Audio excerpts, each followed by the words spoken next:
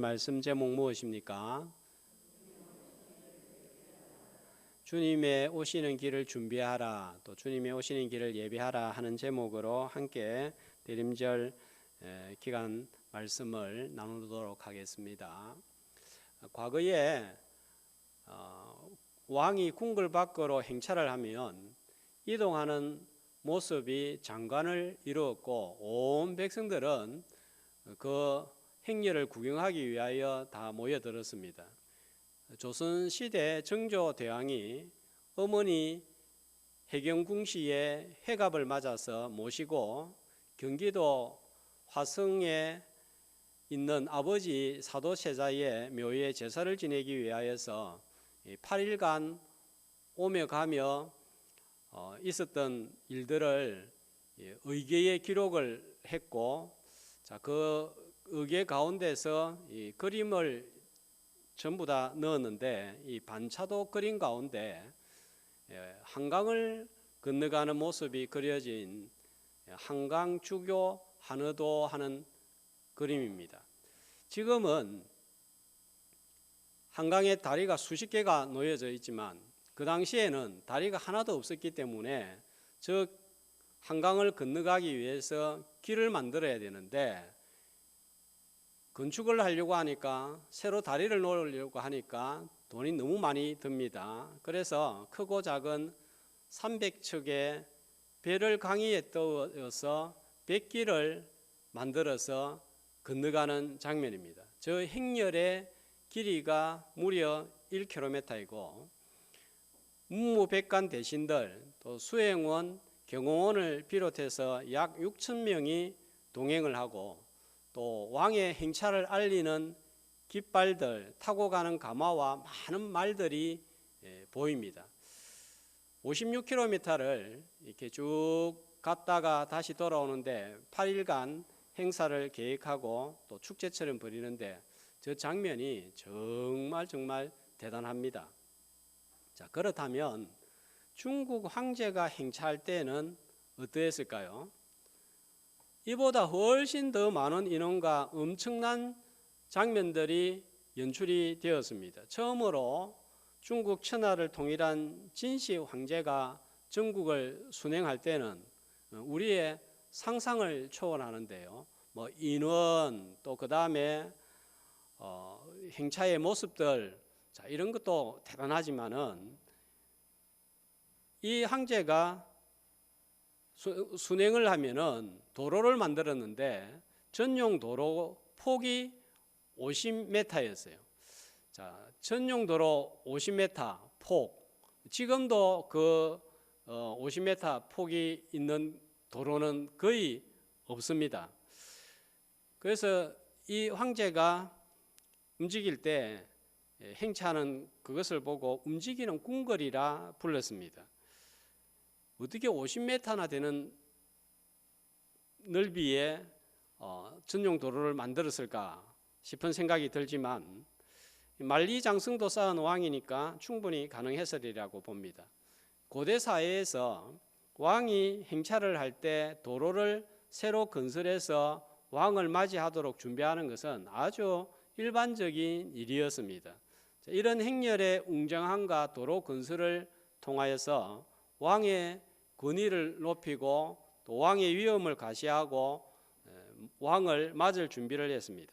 오늘 본문에는 세례 요한을 통하여서 왕이 오시는 길을 준비하라고 외치는 내용이 나옵니다.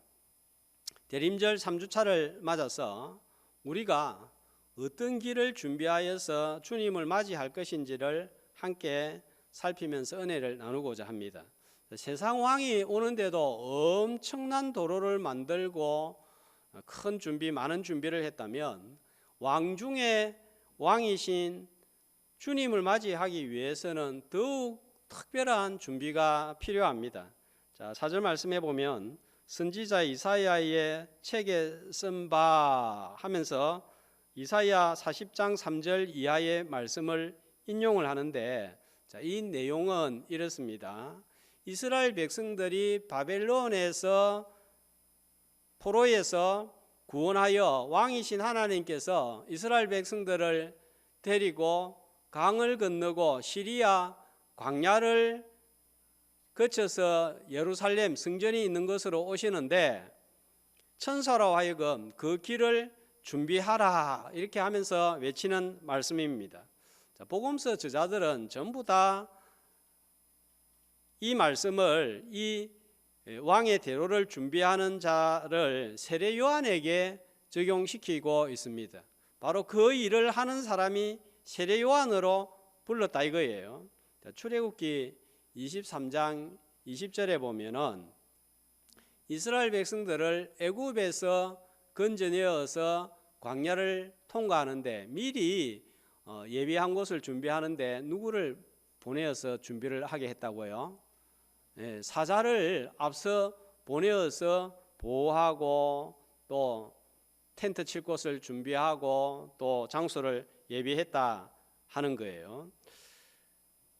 마가복음 1장 2절과 3절에 보면은 바로 방금 보았던 출애굽 23장 20절과 이사야 40장 3절을 딱 섞어 놓아서 기록을 하고 있습니다. 자, 이제는 6절 말씀에 보면은 하나님께서 이스라엘만 구원하는 것이 아니라 자, 누구를 구원한다고요?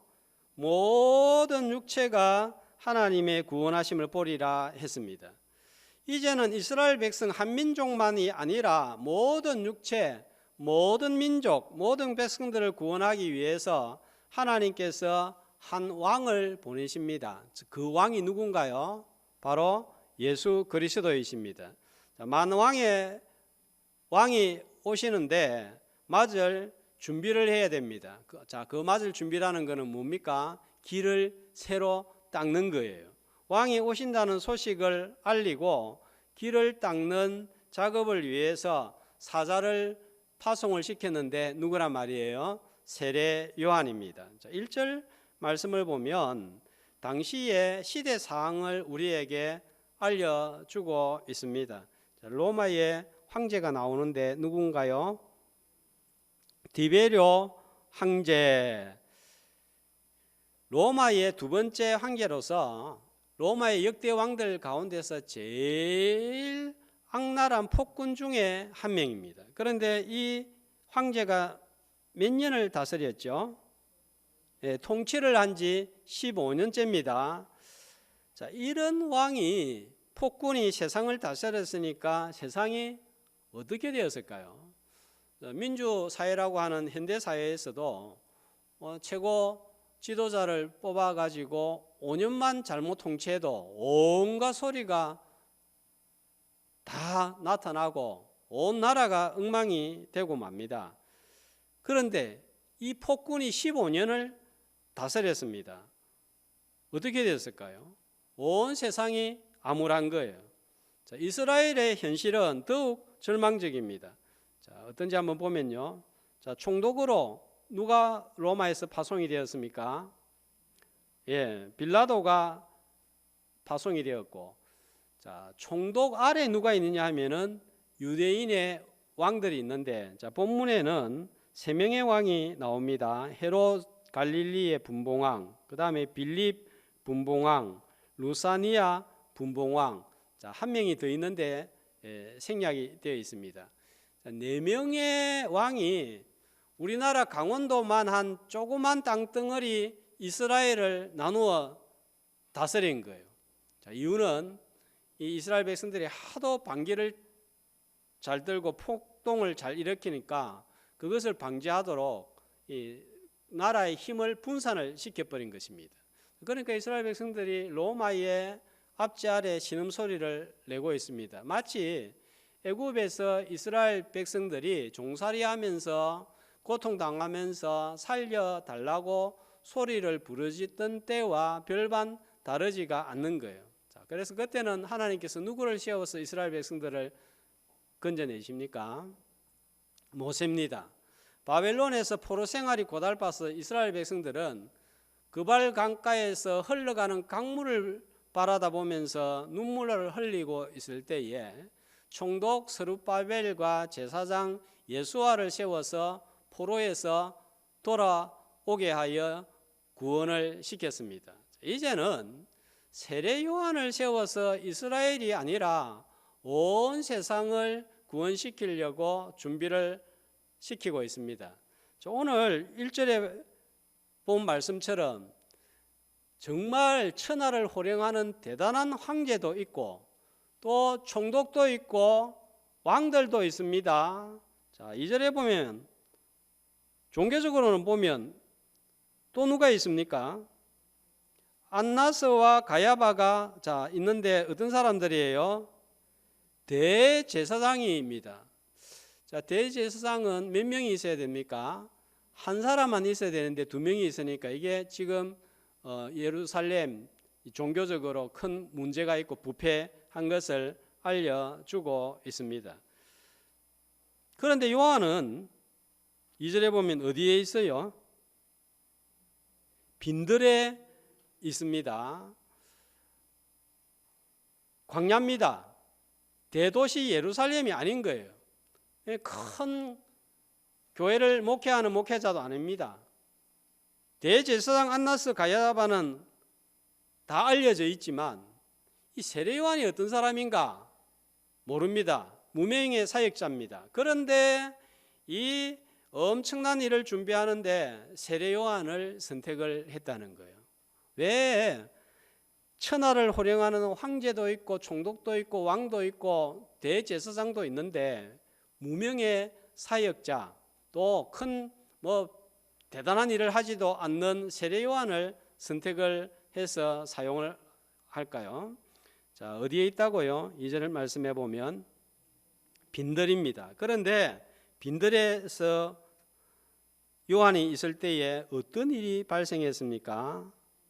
그렇죠. 이게 중요한 거예요. 하나님의 말씀이 임한 거예요.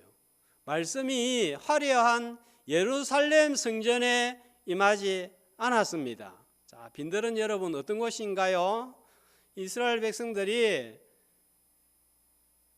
40년간 광야 생활을 할 때 하나님을 만나고 말씀을 듣고 기적을 체험한 것이에요.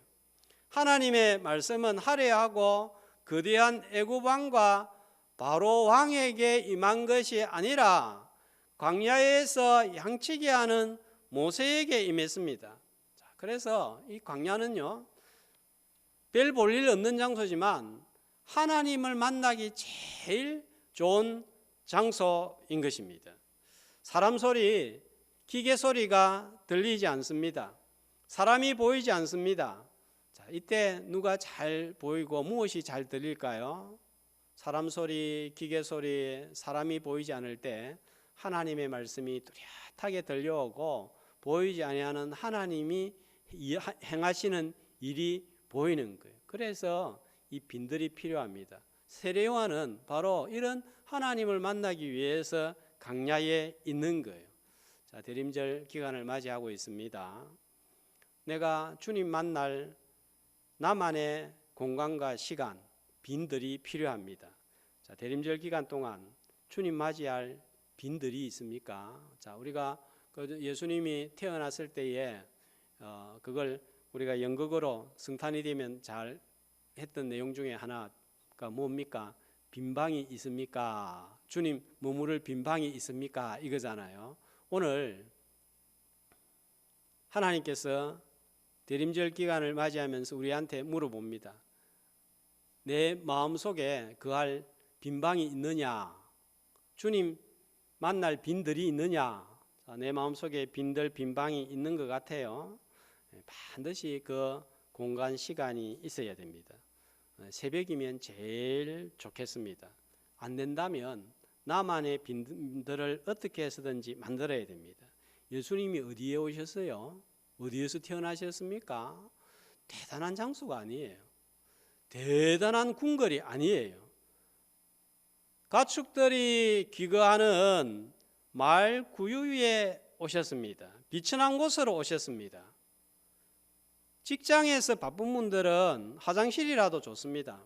아니면 사무실에 다른 사람보다 10분 일찍 출근해서 나 혼자의 시간, 한 날을 시작하기 전에 주님을 바라보는 그 시간, 그곳이 빈들이 될 수가 있습니다.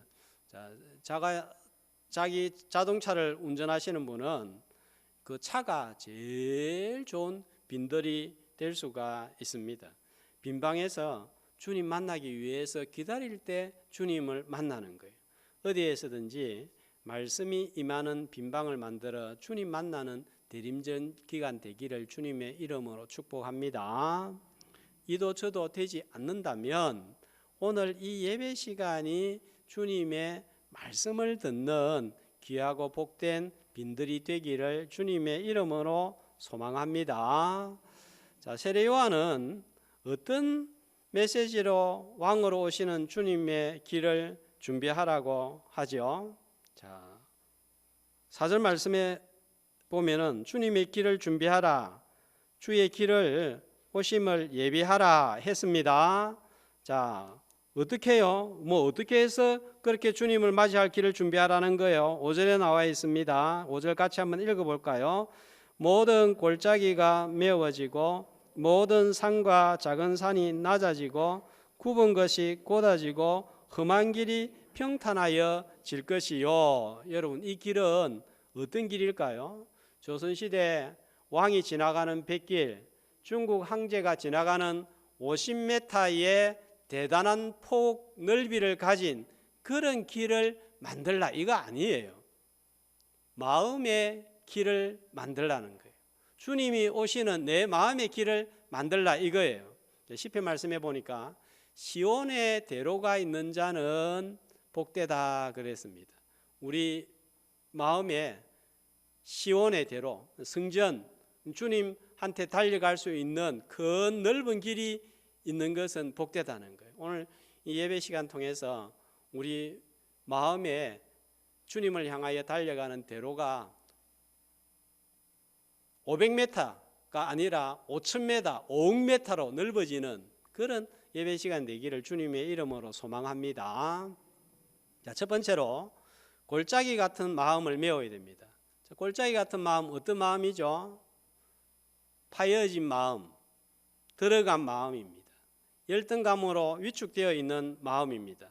이런 마음 없습니까? 나는 왜 이 모양이야? 내 삶이 왜 이래? 하나님이 나를 왜 이렇게 만들어서 지금 내 나이가 몇인데 이렇게 살고 있냐? 이 나이가 되도록 뭐하고 산 거야? 자꾸 왜 이렇게 일이 안 풀리지?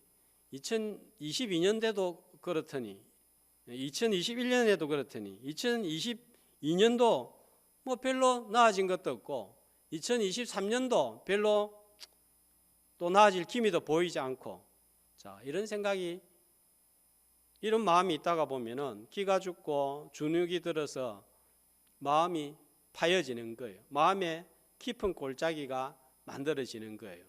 한때는 나도 잘 나간 것 같은데 너무 비참해 보이는 것 같지 않습니까? 그런 생각, 그런 마음 가질 수 있습니다. 다들 젊었을 때 왕년에 다 잘 나갔잖아요. 근데 지금 이상하게 되어 있습니다. 아, 참 왜 이렇게 되었을까?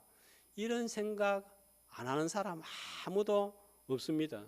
저같이 평범한 사람도 한때는 잘 나간 때가 있었는데 이런 생각이 들기도 해요. 그런데 이 생각 너무 오래 가지고 있으면 안 됩니다. 마르틴 루터가 말한 대로 새가 우리 머리 위로 날아갈 수는 있지만 이 새가 내 머리 위에 둥지를 틀게 해서는 안 되는 거예요. 너무 지나간 과거에 연연하면 안 되겠습니다. 운전하다가 백밀러 보죠, 그죠? 근데 자꾸 백밀러 이건 너무 자주 쳐다보면은 지금 운전하고 있다가 사고 날 수 있습니다. 한두 번 봐야 되지 자꾸 쳐다보면 마음이 주눅이 들고 기가 죽고 이렇게 되는 거예요. 옆에 있는 사람과도 비교하지 마세요. 너무 또 자신만 바라보면 마음의 골짜기, 파인 골짜기가 점점 깊게 파여가는 거예요. 사순절 고난 주간에는 우리가 어디를 집중해서 바라봅니까? 십자가를 바라보죠. 나를 위해서 죽으신 예수 그리스도의 십자가를 바라보는 거예요. 자, 나를 바라보면 한없이 초라해지고 계속 마음이 골짜기가 되지만 하나님이 나를 위해서 무슨 일을 행하셨나 이거 보면 소망이 생깁니다. 십자가를 바라보면 나를 얼마나 사랑하게 시는지 깨닫습니다. 이게 십자가의 능력이라고 했습니다. 나를 바라보면 바라볼수록 주눅이 들지만 십자가 바라보면 소망이 생기고 새 힘이 생깁니다. 자기 아들을 위하여 자기 아들을 아끼지 아니하고 모든 사람을 위하여 내어주시니까 어찌 그 아들과 함께 모든 좋은 것을 은사로 주시지 아니하시겠느냐. 그래서 자기 아들을 십자가에 내어주신 거예요. 하나님께서 얼마나 나를 사랑하셨으면 자기 아들을 아낌없이 기꺼이 십자가에 내어주셔서 죽게 하셨습니까? 자, 대림절입니다. 대림절은 어떤 주님을 바라보고 어떤 주님에게 집중을 해야 될까요? 사순절은 십자가에 집중하고 바라봅니다. 대림절은요, 인간의 몸을 입고 아기로 오신 예수님께 집중해야 됩니다. 얼마나 하나님께서 나를 사랑하셨으면 하나뿐인 아들을 말구유로 보내셨느냐 하는 거예요. 천사를 위해서 아들을 말구유로 보내신 게 아닙니다. 나를 위해서 기꺼이 아낌없이 그 비천한 자리로 보내셨습니다. 왜요? 자기 아들을 말구유로 보내실 정도로 나를 사랑하시기 때문입니다. 그만큼 하나님 앞에서 가치가 있기 때문입니다. 대림절 기간 동안 나의 형편, 내 모습만 바라보다가 자꾸 마음의 깊은 골짜기를 파지 말고 성육하신 주님을 바라봄으로 마음의 골짜기를 메우고 마음이 치유받는 은혜가 있기를 주님의 이름으로 소망합니다. 자, 그 다음에 어떤 마음이에요? 두 번째로는요, 모든 산과 작은 산처럼 높아진 교만한 마음이 우리 안에 있죠. 나는 저 사람과 다르다. 나는 이런 부분에서 적어도 저 사람보다는 낫다. 그래도 나는 양심이 있다. 나는 이건 잘한다. 그러면서 누군가를 정죄하고 비난하고 이런 마음이 있지 않습니까? 하나님을 알고 자신을 알면 교만할 이유가 하나도 없는 거예요. 내가 가지고 있는 것 중에 하나라도 잘하는 것, 하나라도 좋은 것, 하나라도 선한 것이 있거나 하나라도 원하는 바가 이루어졌다면 그건요, 무조건 하나님께 감사의 이유가 되지 교만의 이유가 될 수 없습니다. 잘하는 것 그 하나, 형통한 것 그 하나, 잘 풀린 것 그 하나, 내가 가지고 있는 것 좋은 것 그 하나는 하나님께서 주셨고 하나님의 도우심으로 얻었기 때문이고 이루어지는 일도 하나님의 도우심으로 이루어진 일인 거예요. 그러니까 하나님께 감사하지 교만하고 자랑할 이유가 절대로 안 되는 거예요. 하나님이 그 순간 도와주지 아니하셨다면, 하나님께서 관여하지 아니하셨다면 그 좋은 것이 지금 내 손에 들려질 수 있었겠습니까? 혹시라도 좋은 것 하나가 이루어졌다면 감사하면서 나오는 오늘 이 예배의 시간 되시기를 소망합니다. 반대로 우리가 뭐가 좀 안 풀린다고 꼬인다고 너무 낙심하지 말아야 되겠습니다.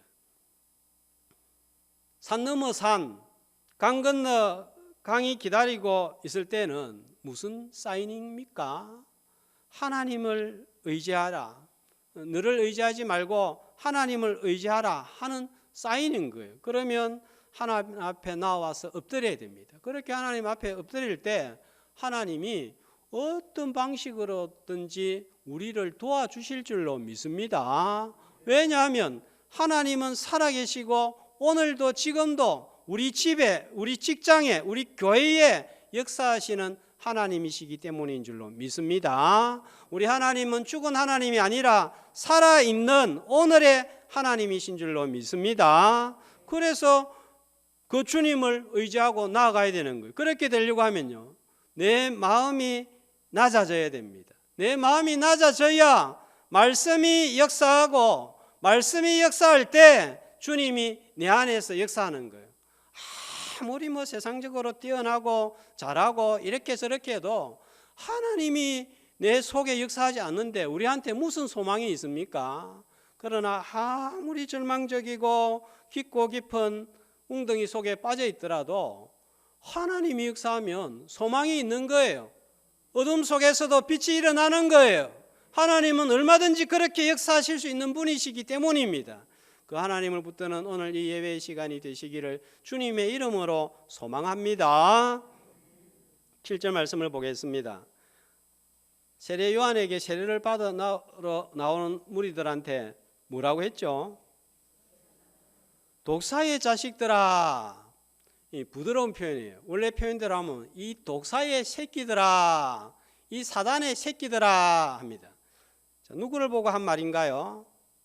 자, 본문에서는 무리라고만 되어 있는데 정확하게 드러나지 않는데 마태복음 3장 7절에 보면 어떤 사람들인지 나와 있습니다. 자, 어떤 사람들입니까? 많은 바리새인들과 사두개인들을 보고 이 독사의 새끼들아 그렇게 이야기를 한 거예요.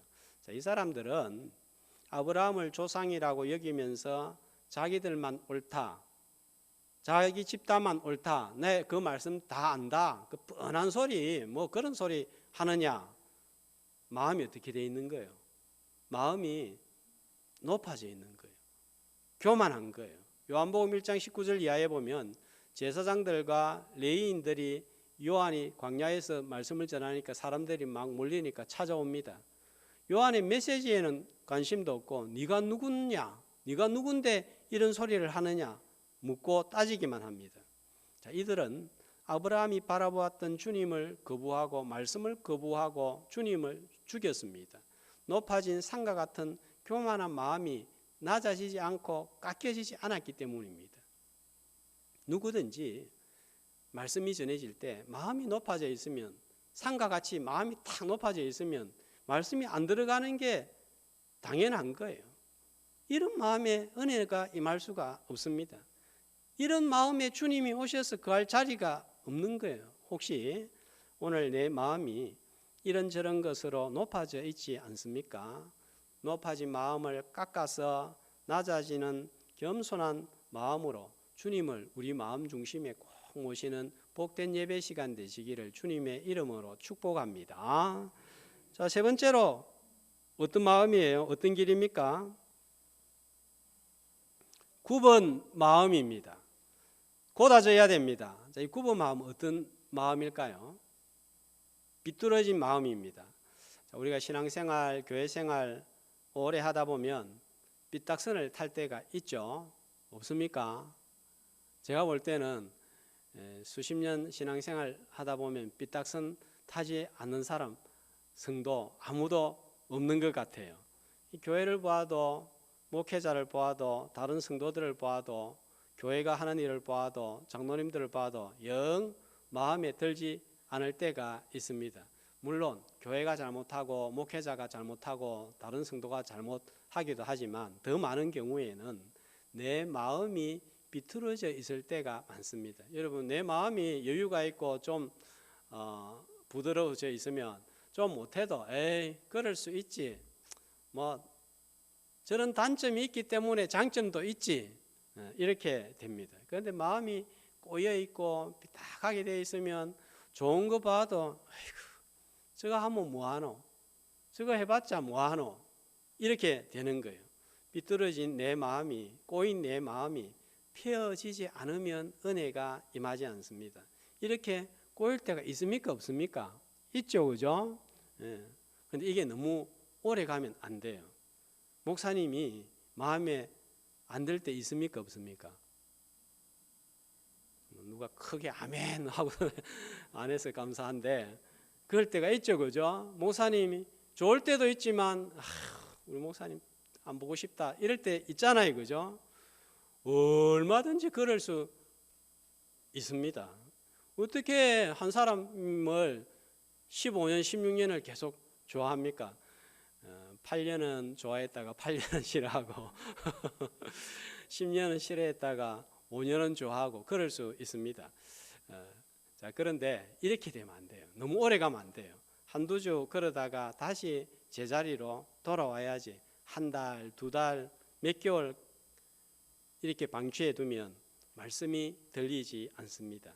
자, 비뚤어진 마음이 바르게 펴지는 대림절 기간 되시기를 소망합니다. 자, 네 번째로 또 어떤 길입니까? 험한 길이에요. 험한 길은 어떻게 해야 되겠어요? 꽤 무서워서 평탄하게 만들어야 왕의 마차가 잘 갈 수 있겠죠. 완악한 마음, 완고한 마음입니다. 예수님 당시에 바리새인, 사두개인, 제사장들은 마음이 강팍했습니다. 완악한 마음이 끼어져서 부드럽게 변해야 됩니다. 계속 완악한 상태로 있기 때문에 이들이 예수님을 거부하고 죽였습니다. 헤로드 왕은 얼마나 마음이 강팍했는지 예수님을 죽이려고 어떻게 했어요? 이 2살 아래 사내 아이들을 다 죽였습니다. 사내 아이들을 죽이는 그게 얼마나 잔인한 일입니까? 우리는 도무지 상상도 못할 일인데 마음이 강팍하면 이런 일을 할 수가 있는 거예요. 호세아 10장 12절은 이렇게 말씀합니다. 한 목소리로 너희 묵은 땅을 기경하라. 지금이 곧 여호와를 찾을 때니 마침내 여호와께서 어떻게 하라고요? 묵은 마음의 땅을 갈아엎으라는 거예요. 깨 부수라는 거예요. 언제요? 지금입니다. 지금. 내일이 아니고 오늘이에요. 다음이 아니고 오늘이에요. 어떻게 완악한 내 마음을 깨 부수고 부드럽게 할 수가 있습니까? 결심 많이 해보죠. 안 됩니다. 내가 못합니다. 웨스트민스터 신앙고백서 10장 1항에 보면은 우리의 구원이 어떻게 이루어지는지 이렇게 설명하고 있습니다. 다 같이 한 목소리로. 하나님께서는 생명으로 예정하신 모든 이들의 마음을 밝히셔서 제거하시고 살 같은 마음을 주시고 의지를 새롭게 하시고 전능하신 능력으로 선을 향하도록 정하시고 효력 있게 예수 그리스도에게로 인도하십니다. 우리 신앙 고백서는 한마디 한마디 하나하나가 성경 말씀처럼 이 버릴 단어, 버릴 표현이 하나도 없습니다. 저는 찬저기에서 좋아하는 것이 돌 같은 마음을 제거하시고 어떤 마음을 주신다고요? 어린아이 같이 살 같은 마음을 주시고 또 내가 아이고 안 되겠다 싶은데 의지를 새롭게 하시고 또 전능하신 능력으로 선을 향하도록 하시는데 어떻게 예수 그리스도에게 인도하신다고요? 효과 있게 인도하시는데 자, 이 일을 누가 하신다는 것입니까? 이 일을 하시는 분은 바로 성령님이신 거예요. 성령께서 완악한 마음을 깨부수고 비뚤어진 마음은 바르게 하고 높아진 마음은 겸손하게 하고 골짜기처럼 파여진 마음은 치유하시는 것. 이 성령님을 기억하고 인정하고 의지함으로 내 마음에 삐뚤어진 마음이 펴지는 그런 대림절 되기를 주의 이름으로 축복합니다. 이렇게 평탄 작업이 이루어지면 자, 어떤 일이 발생하는지 한번 보겠습니다. 7절 말씀 들어온 무리한테 세례요한이 뭐라고 했다고요? 이 독사의 새끼들아 이렇게 설교를 했습니다. 너희들이 구원받을 줄 아느냐? 너희들 찍어버리려고 지금 도끼를 하나님이 예배하고 계신다. 너희들이 말씀을 대로 안 살아서 그래서 지금 도끼 들고 깨 부시려고 한다. 회개해라. 자, 오늘 제가 이렇게 여러분들한테 설교를 했다면 어떻게 되겠어요? 오늘 예배 마치고 어떻게 되겠어요? 온 교회가 난리가 날 거예요. 설교를 해도 무슨 저런 설교를 하노? 요즘 저렇게 해가지고 어떻게 목회하려고 저러노? 하필이면 교회 내가 2달 만에 처음 왔는데 저런 말씀을 하고 내보고 독사의 새끼들이라고 한다고. 목사님이 내보고 그런 욕을 한다고. 이렇게 되지 않겠습니까? 그런데 정말 놀라운 일이 일어납니다. 10절 말씀해 보면 무리가 이 말씀을 듣고 뭐라고 반응합니까? 그러면 우리가 무엇을 하리까? 목사님, 그러면 제가 어떻게 해야 됩니까? 2달 만에 처음 나왔는데 제가 어찌하면 좋겠습니까? 이렇게 될 수 있겠냐 말이에요. 그런데도 이런 역사가 일어났습니다. 자, 왜 그랬을까요? 왜 이런 일이 일어날까요? 아까 말씀드린 대로 골짜기 같은 마음이 메워지고 산같이 높은 교만한 마음이 낮아지고 굽은 것이 펴지고 완악한 마음이 싹 부드러워지니까 이런 말씀을 들어도 이렇게 반응할 수가 있는 거예요. 마음이 옥토가 되어 30배, 60배, 100배의 열매를 맺는 역사가 일어났고, 이런 마음은 자 16절 말씀해 보면은 자세히 설명하지 않겠지만 세례 요한의 물 세례를 넘어서 나중에 성령 세례를 체험하고 주님의 기적을 체험하는 역사가 일어나는 거예요. 오늘 우리 다대교회 강대상에서 흘러나온 메시지를 듣고 저와 여러분의 마음이 기경이 되어서 평탄 작업이 이루어져서 오늘 받은 은혜보다 더 큰 은혜를 내일 받고 내일 받은 은혜보다 더 큰 은혜를 계속해서 받는 그런 역사가 일어나는 교회와 성도가 되기를 소망합니다. 자, 이들은 말씀을 듣고 자기한테 적용을 한 거예요. 그럼 세례요한 목사님, 우리가 어떻게 해야 됩니까? 그럼 어떻게 살아야 됩니까? 이거예요. 11절에 옷 두 벌 있는 자는 옷 없는 자에게 나눠주고 먹을 것이 없는 자도 그렇게 하고, 세리들도 보세요. 우리는 무엇을 하여야 하리까? 또 군인들도 그럼 우리는 어떻게 해야 됩니까? 그러면서 다 적용을 하는데 각자에게 맞는 적용을 한 거예요. 그럴 때에 삶이 달라지는 거예요. 말씀 듣고 다른 사람 고치려고 하지 말고 내를 고치려고 해야 돼요. 내가 고쳐지면 옆에 사람 변합니다.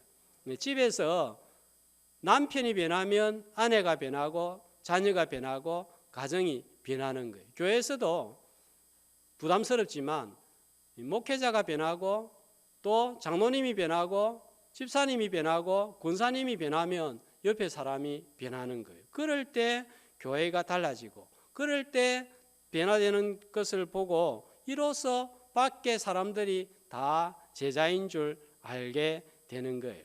자, 대림절은 초림의 주님을 기억하고 다시 오실 주님을 맞이하기 위하여 준비하는 시간입니다. 과거에 오신 주님, 미래에 오실 주님과 더불어 정말 우리가 또 기억하고 기다리고 사모해야 할 주님이 있습니다. 어떤 주님일까요? 지금 오늘 나에게 임재하는 주님이에요. 그래서 바울도 언제 은혜 받으라고요? 지금이 구원받을 때요 은혜 받을 날이다 그랬습니다. 지금 여기에 찾아오시는 주님을 만나야 되는 거예요. 잘못하면 과거의 주님, 다시 오실 주님만 생각하고 있다가 오늘 이 자리에 나에게 여기에 찾아오시는 주님을 놓칠 수가 있습니다. 오늘 여기서 주님을 만나는 게 중요한 거예요. 내 안에 내가 너무 많고 다른 것으로 가득 차 있으면 주님이 들어오실 방이 없습니다. 주님의 임재를 경험하지 못합니다. 골짜기 같은 마음이 메워지고 산같이 교만한 마음이 낮아지고 비뚤어진 마음이 펴지고 완악한 마음이 부드러워져서 주님이 찾아오시는 빈 들을 마련해서 주님의 임재를 오늘 다음 한 주간 대림절 기간 동안 풍성히 누리는 저와 여러분 되시기를 주님의 이름으로 축복합니다.